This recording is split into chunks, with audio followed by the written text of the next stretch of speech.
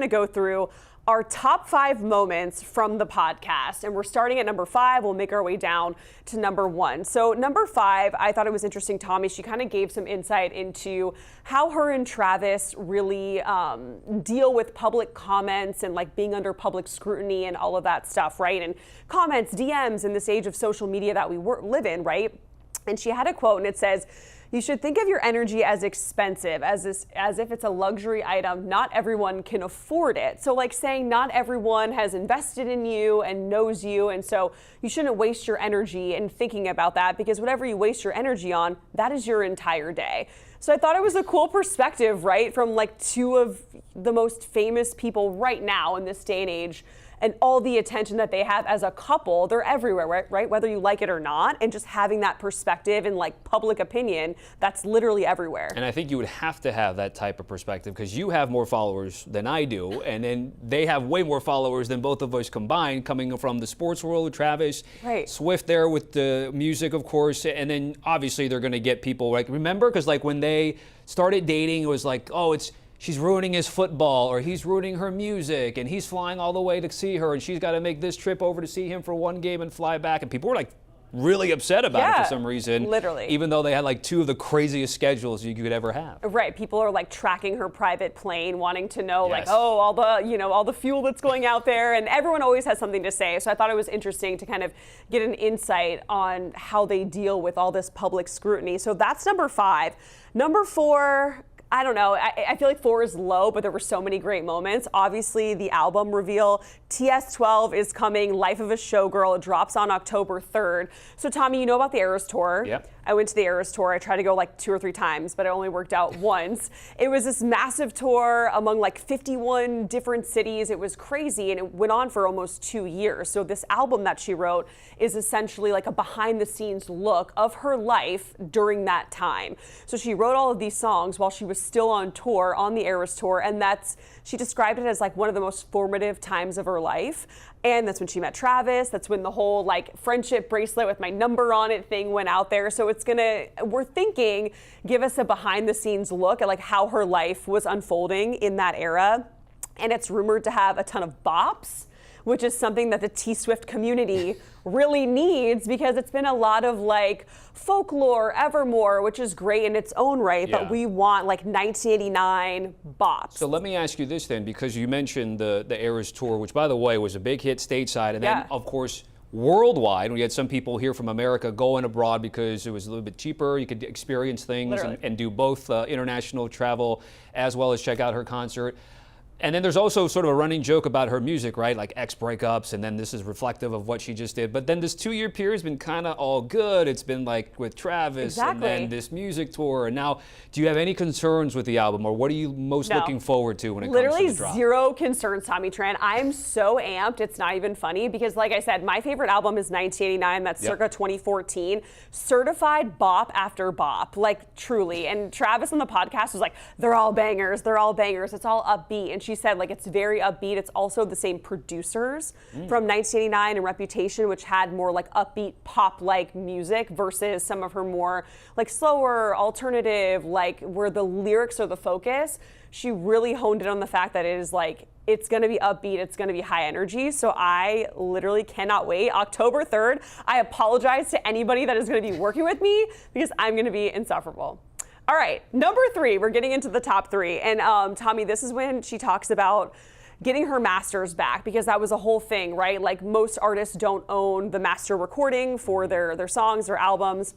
It's been a long time coming. She was saying, hey, I've always been putting aside money since I was 15 to be able to buy my masters back. It's very important to me.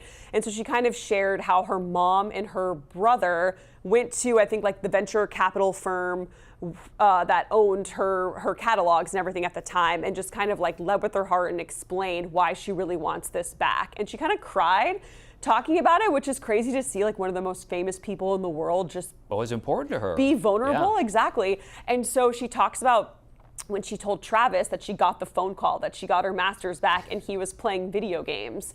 And she said he took his headset off, and she's like, I couldn't even speak. Like, I literally dropped to the floor. And he's like, oh my God, what's going on? And she's like, I got my music back. So again, just like cool that they've shared these important moments together. And just like if you've been a fan of Taylor Swift for a long time, you kind of know that this has been an ongoing thing. And so it's cool to see all of it unfold and become full circle, and the re-recordings and all of that stuff, and now she finally gets her master's back. And I'm sure she conveyed to him how important it was to her, even if maybe he wasn't all familiar with how masters work, which, by the way, quickly it's been how recording companies have made monies off their artists forever until recently with all the digital age and everything like that. So even like the late Prince took him forever to get his masters back 2 years before he passed away. Paul McCartney, there's other artists, big-time artists that haven't had their music at their own disposal. And I think Taylor Swift paid $360 million just to get hers back. And the worst part is when she left her record label, was it 2018, it was sold the next year to people that she really did not want them to be sold to. It's further complicated, trying to get that back, right? So it must have been a good moment and a good phone call for them to be able to get that and for her to have her master's recorded. Right, and I really appreciated the fact that Taylor is so insightful of Travis's world and Travis is so insightful of hers, which brings us to our number 2 moment or moments. Close to number 1, Yeah, it's close to number 1 in just all of Taylor's football experiences, because we work in sports, we love sports, Tommy, but it is so fun to see the biggest pop star or one of the biggest pop stars in the world talking about her experience in getting into football, because she says she knew nothing about it, literally nothing about football.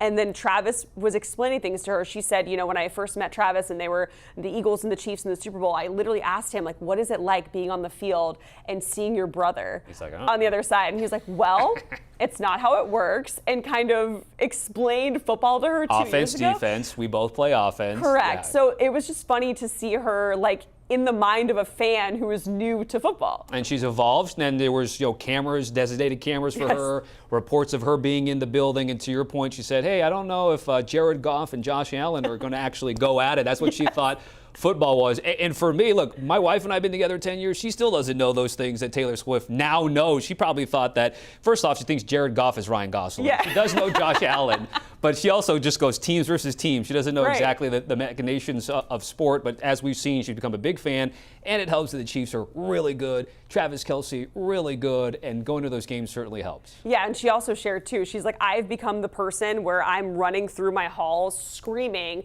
that we drafted Xavier Worthy. And I'm like, what does Xavier Worthy think about him getting a shout out from Taylor Swift on this, probably the most watched podcast in decades? Yeah, I was loving it. She also talked about the very first game she went to watch Travis. I believe it was against the Bears, and she walked in the general entrance line with everybody else in a mask and a hat with all of his friends surrounding him, because she's like, this isn't my world. I don't know. This is what everyone's doing, so I'm not gonna derail this. I'm just gonna go with the flow. So I love that Taylor's engulfed in football. It's like the merging of my two worlds coming together. It quite literally is my Super Bowl. And that brings us to our number 1 moment, which again is kind of like moments. Right. But they're all together. Exactly. I think it's just kind of when she's like, hey, thank you to this podcast for giving me a boyfriend. And she kind of grabs Travis's face, and just how I feel sweet they are to one another. And she's also talking about how Travis is an exclamation point of a human being, a human exclamation point. He just enhances the color of life. And it's just, to your point, we thought that publicity stunt. A lot of people thought they were kind of using each other to heighten their perspective professions, right? And then it's lasted up to this far. Has anything surprised you about how they've been together and stayed together? Not really. I think when I first heard it, I'm like, there's no way this is true, because again, they touched on this in the podcast, what would these two talk about? They're so different. But just seeing those loving moments between the two of them, he is her number 1 fan. He's hyping her up the entire time. Yeah, these are bangers. They're she's the hardest worker in the world. She's an athlete. He is just gassing her up nonstop, which is incredible. And on the flip side, she's doing the same for him. So I just think all of those moments, those personal things that really give us a window into how they are so down to earth, they really are just like us, you know, quote, not really, but you know what I mean? Like they're very humble and the core stuff is there because to your point, Exactly. like he may not know music as much, he may not know sports, but they both know business. They both know how it is to be famous. Exactly. They both know how to deal with certain people, certain groups, certain cliques. And I think, again, and it's lasted through sort of the honeymoon phase, even though obviously potentially tying the knot at some point for them too. But it's worked out well, right? You're like, Exactly. You know? No, yeah, fingers crossed. That would literally be my dream. But yeah, I just think all of those really sweet and personable moments kind of wrap into the number one thing because, again, like you said, they're under so much public pressure and there's always so many comments and opinions and everything like that. But just to see them together and like in their own world and just having a real normal relationship is really cool to see. Yeah.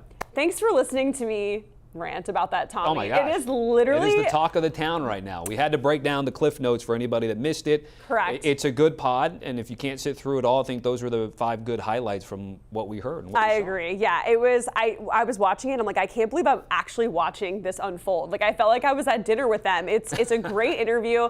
Again, it's like 2 hours long, but again, if you don't have 2 hours to sit and listen to it, we hope this was helpful for the football fans and for the Swifties and for the Swiftie football fans.